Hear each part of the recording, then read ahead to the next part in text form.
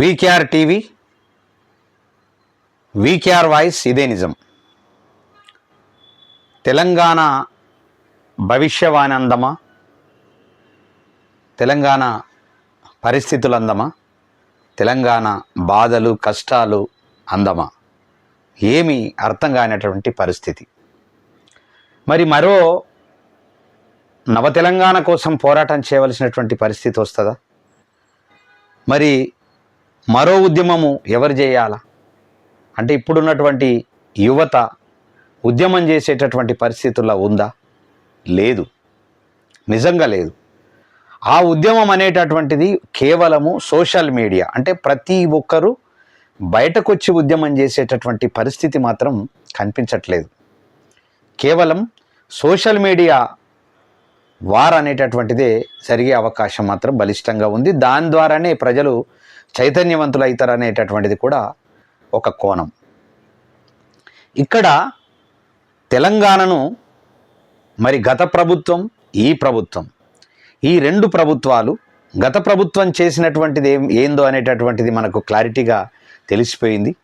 ఈ ప్రభుత్వం ఏం చేస్తుంది అనేటటువంటిది సందిగ్ధమైనటువంటి పరిస్థితి ఉంది.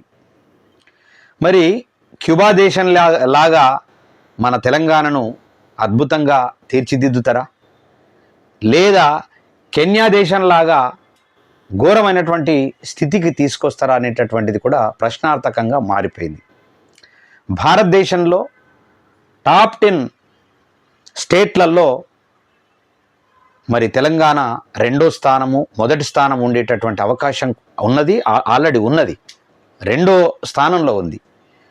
మరి already east, west, south, north, south ఉన్నటువంటి రాష్ట్రాలన్నీ కూడా ఇలా చాలా ఘోరమైనటువంటి పరిస్థితులలో టాప్ 10 రాష్ట్రాలు ఉన్నాయి. నార్త్లో ఉన్నటువంటి, ఇటు వెస్ట్లో ఉన్నటువంటి, ఈస్ట్లో ఉన్నటువంటి కొన్ని మాత్రమే టాప్ 10లో ఉన్నటువంటి పరిస్థితులు మనం గమనిస్తూ ఉన్నాం ఈ భారతదేశంలో.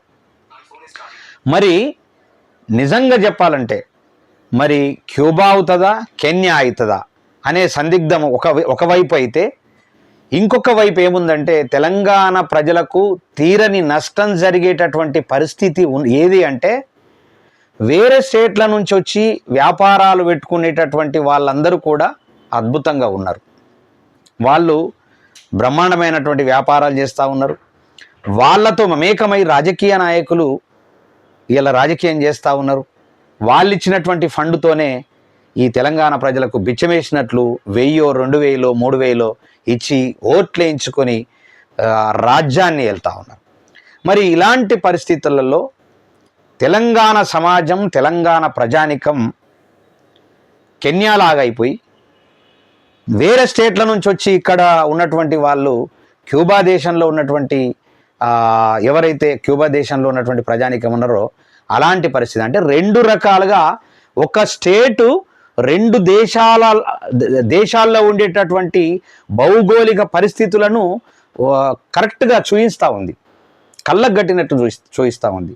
తెలంగాణ ప్రజానికమేమో కెన్యా దేశంలాగా వేరే రాష్ట్రంలో ఉండి, వేరే రాష్ట్రం నుంచి వచ్చి మన రాష్ట్రంలో వ్యాపారాలు చేసుకునేటటువంటి వాళ్ళు క్యూబా దేశంలాగా అయ్యేటటువంటి పరిస్థితి ఇవాళ తెలంగాణలో దాపురించింది.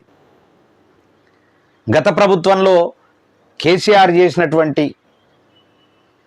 ఏదైతే మోసాలు ఉన్నాయో, ఏదైతే దోపిడీ ఉన్నదో, ఆ దోపిడీ పోతుంది ఖచ్చితంగా వేరే ప్రభుత్వం వస్తే అని ఇలా విద్యార్థులు, నిరుద్యోగులు, కళాకారులు, ఇట్లా సబ్బండ వర్ణాలు, రకరకాలుగా ఉన్నటువంటి ఉద్యమకారులు, తెలంగాణ ఉద్యమకారులు అంతా కలిసి ఈ పార్టీని, కాంగ్రెస్ పార్టీని అధికారంలోకి తీసుకొస్తే ఇప్పటి వరకు నిమ్మకు నీరెత్తినట్లు వాళ్ళు చేసేటటువంటి విధానాలు వేరే రకంగా పోతూ ఉన్నాయి. ఇవాళ గురుకుల పాఠశాలల్ని రద్దు చేసి మళ్ళీ వేరే ఒక కొత్త కోణాన్ని ఆలోచించి మళ్ళా విద్యార్థుల భవిష్యత్తును ఆగం చేసేటటువంటి పరిస్థితి ఉన్నది. ఇవాళ గురుకుల పాఠశాలలు రద్దు చేసి ఒక గ్రామంలోనే ఆ విద్యార్థులు తల్లిదండ్రులకు దగ్గరగా ఉండి వాళ్ళు స్కూళ్ళకు పోతే చదువు బాగానే ఉండొచ్చు, కానీ ఇంటికి వచ్చిన తర్వాత ఏదైతే సెల్ ఫోన్ల యుగం వచ్చిందో, ఇవాళ సెల్ ఫోన్లు చేతుల్లో ఉన్నాయో, ఈ స్మార్ట్ ఫోన్లు వచ్చినటువంటి పరిస్థితులలో ఇలా విద్యార్థులు ఆ స్మార్ట్ ఫోన్లను పట్టుకొని ఇలా ఘోరమైనటువంటి పరిస్థితి, అంటే వేరే రకంగా చదువు లేక రకరకాలుగా వ్యసనాలకు అలవాటు పడేటటువంటి పరిస్థితి కూడా ఇలా మనము చూస్తూ ఉన్నాం. అదే హాస్టల్లో ఉంటే అద్భుతంగా చదివేటటువంటి పరిస్థితి ఉంటుంది. గురుకుల పాఠశాలలు ఉండడమే సరి అయినటువంటి, గురుకుల పాఠశాలల్ని ఉంచి దాన్ని అద్భుతమైనటువంటి గురుకుల పాఠశాలలుగా తీర్చిదిద్దాల్సినటువంటి ప్రభుత్వం ఇవాళ దాన్ని రద్దు చేసి మళ్ళీ స్కూల్ వ్యవస్థను ఓపెన్ చేసి మళ్ళీ ఏం చేయదలుచుకుంటున్నదో అర్థం కానటువంటి పరిస్థితి. ఇదే కాదు, విద్యనే కాదు, ఆరోగ్యం కూడా అస్తవ్యస్తంగా ఉంది. ప్రైవేట్ స్కూళ్ళు, ప్రైవేట్ కాలేజీల జోరు ఎక్కువైపోయింది.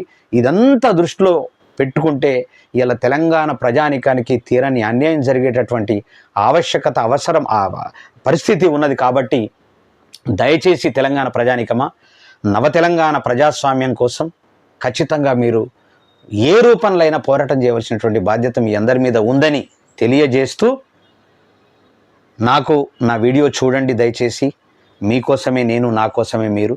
ఖచ్చితంగా నా వీడియోను చూసి సబ్స్క్రైబ్ చేసి, షేర్ చేసి, లైక్ చేసి, ఖచ్చితంగా నేను చెప్తున్నటువంటిది రాబోయే రోజుల్లో జరుగుతుందని నేను భవిష్యవాణి అనుకొని ఖచ్చితంగా నా వీడియోను మీరు షేర్ చేసి, లైక్ చేసి, కామెంట్ కూడా చేసి ముందుకు నడపాలని, అనేక విషయాలు మీ ముందుకు తీసుకొస్తానని చెప్తూ, జై తెలంగాణ, జై జై తెలంగాణ.